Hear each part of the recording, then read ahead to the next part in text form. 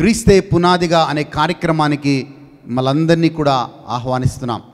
బాగున్నారా? దేవుని కాపుదలలో, దేవుని భద్రతలో మీరందరూ సురక్షితంగా ఉండాలని నమ్ముతూ ఉన్నాం. ఈ సమయంలో, ఈ రాత్రి సమయంలో కొద్దిసేపు మనము దేవుని మాటలు విందాం.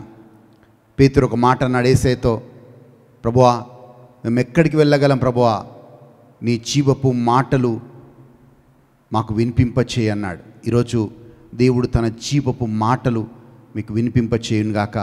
కొద్దిసేపు మనం స్తుతి ఆరాధన చేస్తున్నప్పుడు ఆ టీంతో, ఆ బృందంతో కలిసి పాడదాం. దాని అటు తర్వాత దేవుని వాక్యాన్ని విందాం.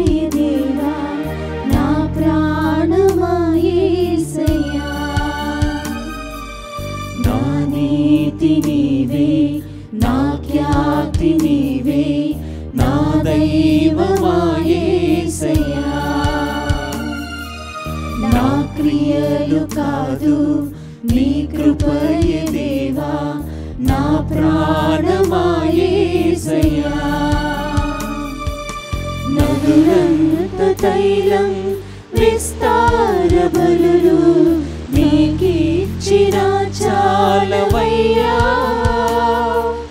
నీ జీవితాన్ని నాకిచ్చినావు, నీకే నా జీవమయ్యా. హల్లెలూయా ఆమేన్, హల్లెలూయా హల్లెలూయా ఆమేన్, హల్లెలూయా హల్లెలూయా ఆమేన్, హల్లెలూయా హల్లెలూయా ఆమేన్, హల్లెలూయా. నా నీతి నీవే, నా ఖ్యాతి నీవే, నా దైవమా యేసయ్యా. నా క్రియలు కాదు నీ కృపయే దేవా, నా ప్రాణమా యేసయ్యా.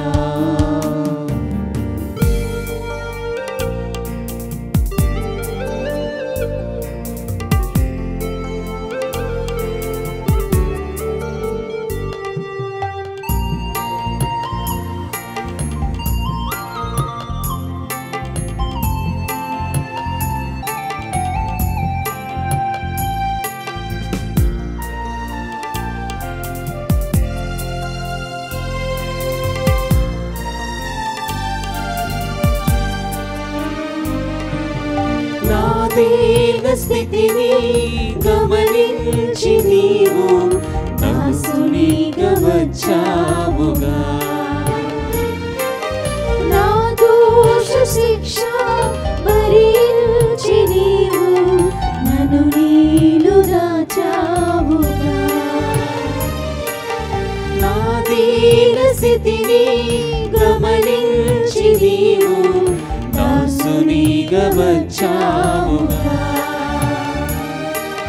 నా దోష శిక్ష భరించి నీవు నన్ను నీలో దాచావుగా. ఏమంత ప్రేమ నా మీద నీకు, నీ ప్రాణమిచ్చావుగా, నీ రక్తమిచ్చి కొన్నావు నన్ను, యజమానుడవు నీవేగా. హల్లెలూయా ఆమేన్, హల్లెలూయా హల్లెలూయా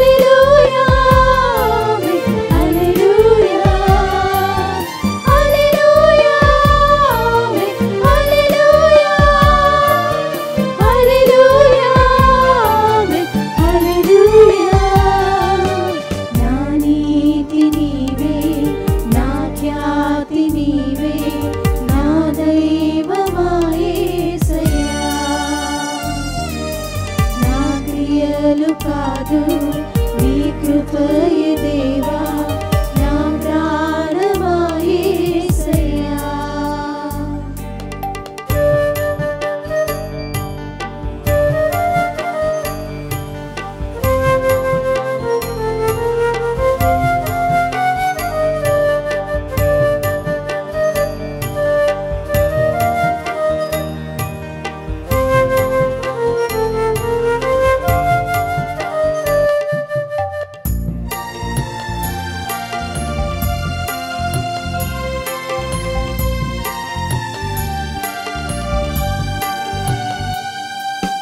నా ప్రియులి నన్ను వెలివేసినప్పుడు నీవు చేరదీసావుగా. నా ప్రక్క నిలిచి నన్ను ధైర్యపరచి కన్నీరు తుడిచావుగా.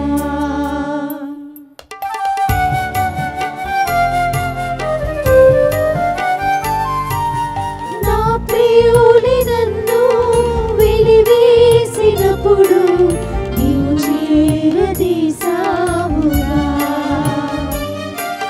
నా ప్రక్క నిలిచి నన్ను ధైర్యపరచి కన్నీరు తుడిచావుగా.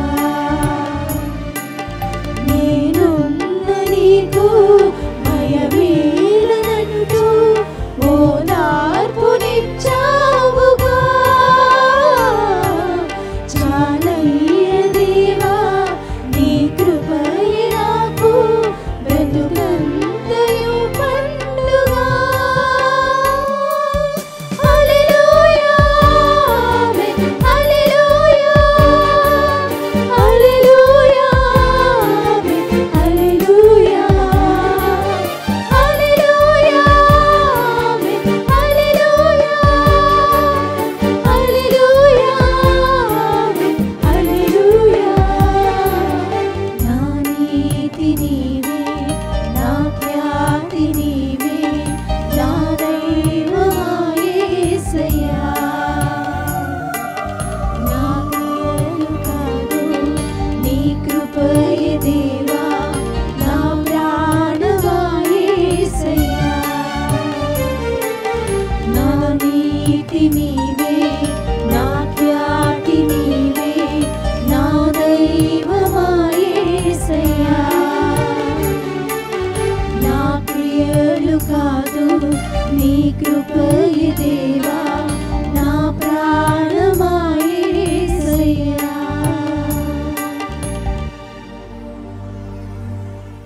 వాక్యం వినబోయే ముందు తలలు వంచి ప్రార్థన చేసుకుందాం. మమ్మల్ని మిక్కిలిగా ప్రేమించి మా తండ్రి, మా బాధని మా వేదనని మా ఒంటరితనాన్ని గమనించే దేవుడవు నాయనా నీవు. ప్రభువా, వాక్యాన్ని వింటూ ఉండగా ఎలాగైతే హగ్గార్ని ఓదార్చారో, ఎలాగైతే లేహాని ఆమె సమస్య గుండి చూసి ఆమె సమస్యకి పరిష్కారం ఇచ్చారు ప్రభువా, మా సమస్యల్లో కూడా మీరు తోడై ఉండమని యేసు నామంలో అడుగుచున్నాము తండ్రి. Amen amen.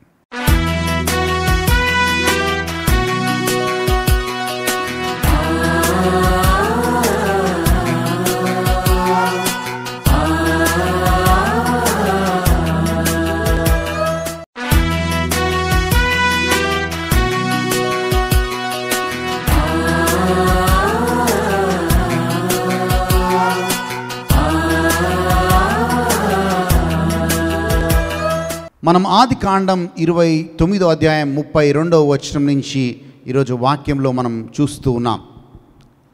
అనేక మార్లు మన ఒంటరితనంలో ఉండి మనం అనుకుంటాం, నాకు సహాయం చేసే వాళ్ళు ఎవరైనా ఉన్నారా, నా బాధని నా వేదనని నేను వెళ్తున్న ఈ శ్రమలని గమనించే వాళ్ళు ఎవరైనా ఉన్నారా అని ఆ ఒంటరితనంలో మనల్ని మనం ప్రశ్నించుకుంటాం.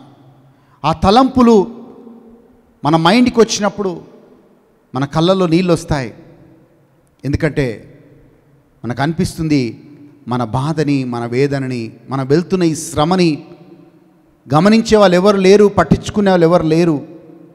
నేను ఒంటరి వాణ్ణి, నేను ఒంటరి దాన్ని అని ఎప్పుడైతే ఆలోచన మన మనస్సులోకి వస్తుందో మన కళ్ళల్లో నీళ్ళు వస్తాయి. ఎందుకంటే ఒంటరితనం చాలా భయంకరమైన ఒక సమస్య. ఈరోజు అలాంటి సిచ్యువేషన్లోనే, అలాంటి సందర్భంలోనే మనము ఒక వ్యక్తిని బైబిల్లో చూస్తూ ఉన్నాం. ఆమె పేరు యాకోబు భార్య అయిన లేహాని మనం చూస్తున్నాం. లేహా యాకోబుకి భార్య అయినప్పటికీ యాకోబు ప్రేమకి ఎప్పుడు కూడా నోచుకోలేదు. యాకోబు ఎప్పుడు లేహాని ప్రేమించేవాడు కాదు. యాకోబు ఎప్పుడు భర్తగా ఉన్న యాకోబు ఎప్పుడు లేహాని మంచిగా చూసుకునేవాడు కాదు. ఒక రకంగా చెప్పాలి అంటే యాకోబు లేహాని ద్వేషిస్తుండేవాడు. ఒకవైపు ఆమెతో సంసారం చేస్తూ పిల్లలు కంటుకుపోయాడు, కానీ ఆమెని ప్రేమించేవాడు కాదు. ఆమెని భార్యగా ఆమెని ప్రేమించేవాడు కాదు. భార్యకి పంచాల్సిన ఆ ప్రేమని ఆయన పంచేవాడు కాదు. కానీ శారీరకంగా ఒకవైపు ఆయన పిల్లలు కంటూ వచ్చాడు. ఇదే సమస్య అనేక కుటుంబాల్లో మనం చూస్తూ ఉన్నాం. భార్యాభర్తల మధ్యలో, భార్యాభర్తలు ఒకే ఇంట్లో ఉంటారు, ఒకే కుటుంబంగా ఉంటారు, కానీ ఒకరంటే ఒకరికి ప్రేమ ఉండదు. జాగ్రత్తగా మనం వాక్యాన్ని విందాం ఈరోజు. లేహా ఆ ఒంటరితనాన్ని కుటుంబంలో ఉంటూ ఆ ఒంటరితనాన్ని అనుభవించింది. లేహా హృదయంలో ఎప్పుడు ఒక బాధ, ఒక వేదన. అలాంటి సమయంలో మొట్టమొదటిగా ఆమెకు కుమారుడు జన్మించాడు. ఆ కుమారుడి పేరు రూబేన్ అని పేరు పెట్టింది. రూబేన్ అనగా దేవుడు నా యొక్క వేదనని చూశాడు అని అర్థం. రూబేన్ అనగా దేవుడు నా యొక్క సమస్యని, నా యొక్క బాధని చూశాడు అని అర్థం. దేవుడు నా బాధని, నా సమస్యని చూశాడు కనుక ఇకనైనా, ఎందుకంటే నాకు ఒక బాబు జన్మించాడు కనుక ఇకనైనా నా భర్త నన్ను ప్రేమిస్తాడు అని ఆమె ఆశపడి ఆ యొక్క పేరు రూబేన్ అని పేరు పెడుతుంది. యాకోబు ఆయన మనస్సు మొత్తం రెబేకా మీద ఉండింది. ఈరోజు చాలామంది మగవారు ఇళ్లలో మనం చేసే తప్పు కూడా అదే.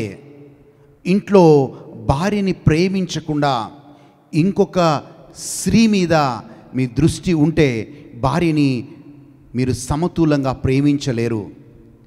యాకోబు ఎందుకు లేహాని ప్రేమించలేకపోయాడంటే యాకోబు రెబేకా మీద, యాకోబు ఇంకొకరి మీద ఆయన ప్రేమ ఉంది. ఆమె కోసం ఇంకొక 7 సంవత్సరాలు పనిచేయడానికి సిద్ధపడ్డాడు. ఇంకొక స్త్రీని ప్రేమించేవాడు తన సొంత భార్యను ప్రేమించలేడు. అలాంటి భయంకరమైన సందర్భాలు మన కుటుంబాల్లో చూస్తూ ఉంటాం. ఈరోజు అలాంటి సందర్భమే ఉంటే, యాకోబులాగా అలాంటి సందర్భంలో, అలాంటి భయంకరమైన ఒక సిచ్యువేషన్లో నీ కుటుంబం ఉంటే ఈరోజు మనం మారు మనసు పొందాలి. దేవుడి దగ్గర పశ్చాత్తాపడగాలి. కలిసి ఉండడం, కలిసి ఉన్నంత మాత్రాన అది కుటుంబం అనరు. ఏ కుటుంబం అయితే ప్రేమ అనురాగాలతో ఒకరి సమస్యని ఒకరు అర్థం చేసుకొని ఆ ప్రేమని పంచుకుంటూ దేవుని ప్రేమలో జీవిస్తారో ఆ కుటుంబంలోనే శాంతి, సమాధానం ఉంటుంది.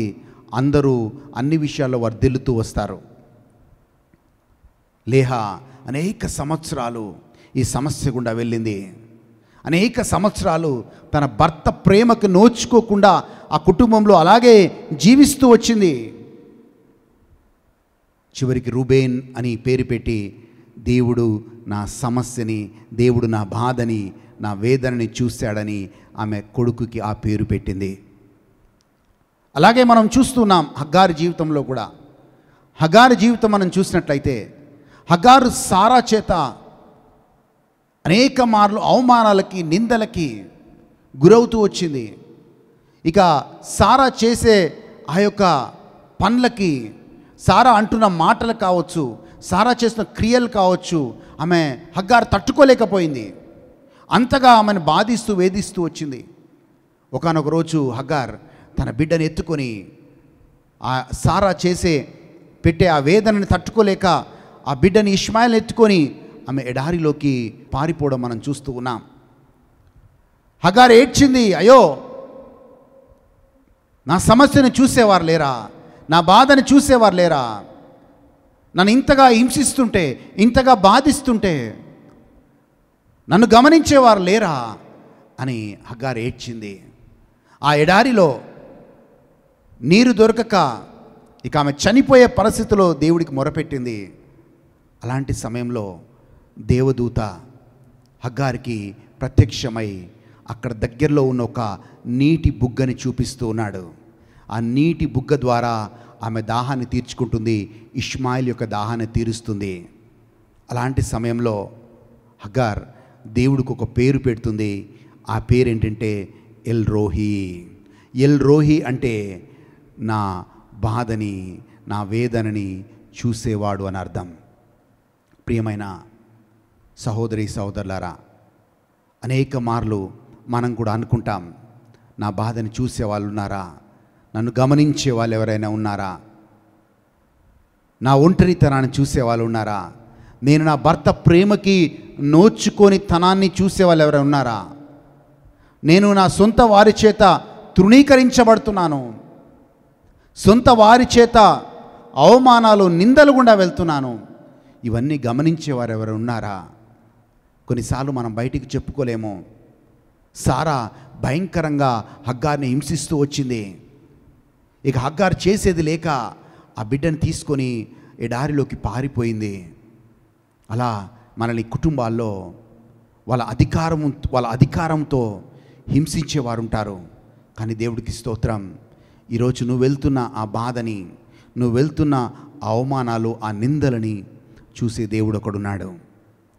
ఆ రోజు హగ్గార్ యొక్క వేదన చూసి హగ్గారికి ఒక నీటి బుగ్గని, జీవజలమును పరిచయం చేయడమే కాకుండా హగ్గారు మొరని విని హగ్గారికి జరిగిన అన్యాయాన్ని దేవుడు చూసి హగ్గారికి చెప్పాడు, అమ్మా నీ సంతతిని కూడా నేను దీవిస్తాను అని చెప్పి హగ్గారికి చెప్పాడు. ఇష్మాయిల్ తర్వాత మనం చూస్తున్నాం, ఆ ఇష్మాయిల్ సంతతిని కూడా దేవుడు దీవిస్తూ వచ్చాడు. ఈరోజు బహుశా అదే సిచ్యువేషన్లో, అదే భయంకరమైన సందర్భంలో దేవుడి దగ్గర మొరపెడుతున్నావేమో. Is there anybody? బయటికి సంతోషంగా కనబడుతున్నారు, బయటికి నవ్వుకుంటూ మాట్లాడుతున్నారు, కానీ లోపల మనము హగ్గార్లాగా ఏడుస్తుండొచ్చు, లోపల లేహాలాగా ఏడుస్తుండొచ్చు.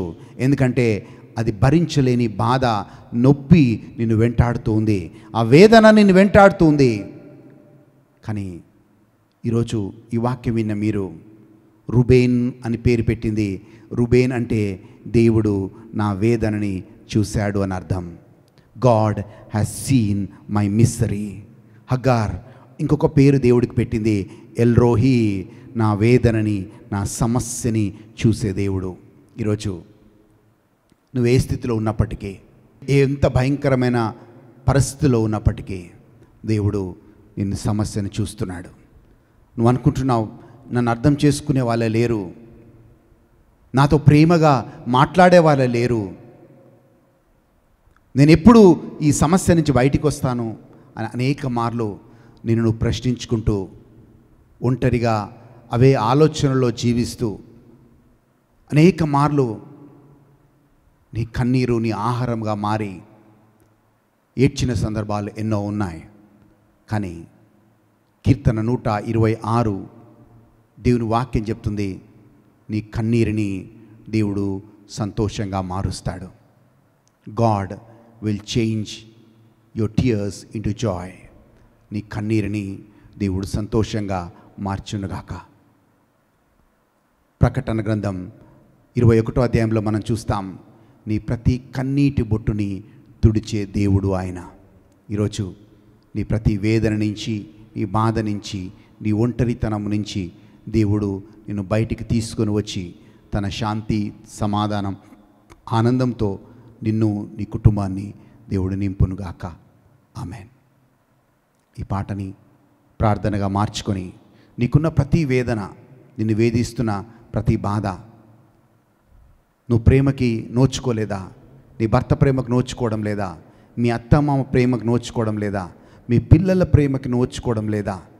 ఒంటరిగా జీవిస్తూ ఉన్నారా?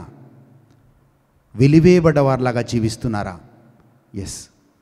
కానీ ఈరోజు అలాంటి స్థితిలో ఉంటే దేవుడి దగ్గర మన ప్రార్థన తీసుకొచ్చి, ప్రభువా ఇది నా సమస్య, లేహా ఎలా తీసుకొచ్చిందో, హగార్ ఎలాగైతే తీసుకొచ్చిందో మనం కూడా తీసుకొచ్చి ప్రార్థన చేద్దాం.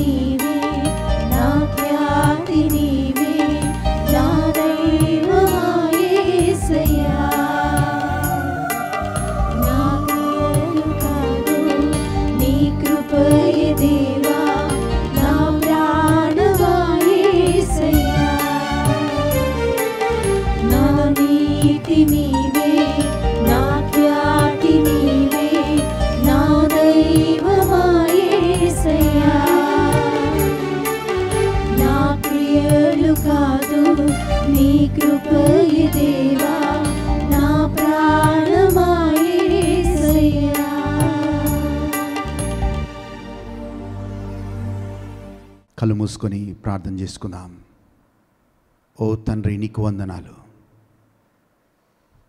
ప్రభువా. నా హృదయంలో ఉన్న వేదనని గమనించే దేవుడవు, మా సమస్యల్లో మా చెయ్యి పట్టి నడిపించే దేవుడవు ప్రభువా.